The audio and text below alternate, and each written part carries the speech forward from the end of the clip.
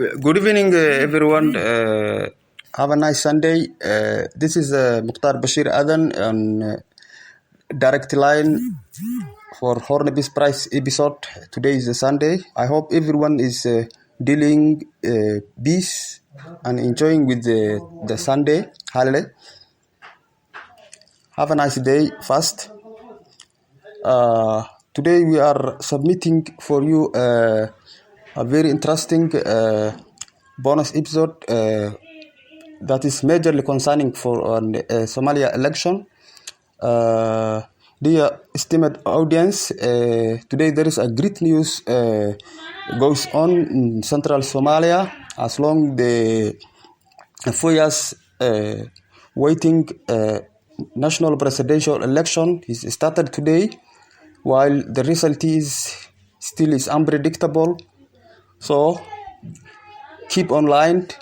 We will just step by step submit for you the result, but still it is unpredictable who will win the overall result.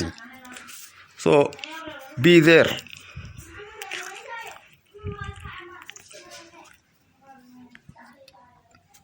Yes, the National Future Hope.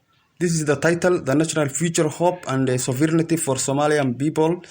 Somalian people, it is on the right hand for Parliamentary Council members. Posted on May 15, 2022 by Hornby's Prize Daily News Advertisement. Blog author Muktar Bashir Aden, Jig-jiga-Somali-Region, Ethiopia.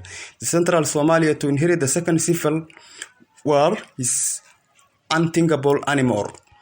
Hello, my dearest, innovative, esteemed audiences. How's everyone is doing in holidays? I hope that everyone among you is just enjoying and dealing smoothly with the Sunday holiday. Meanwhile, today, dear Ramadan, there is great news today here in central Somalia, because the last 4 years gone national presidential election started right now, but no one should not predict who will come across the right winner in the presidential election. Anyway, we will see how the final result compromise. Always keep an eye with our creative site on Hornby's Prize Daily News.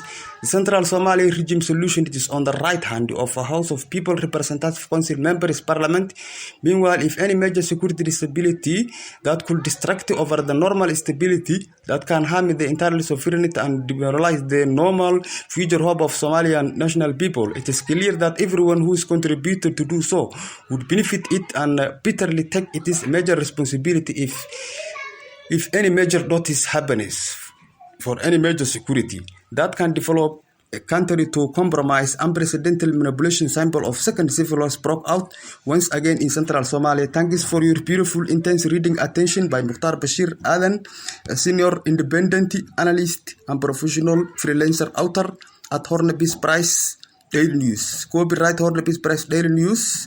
Do not forget to subscribe for our blog. Thank you.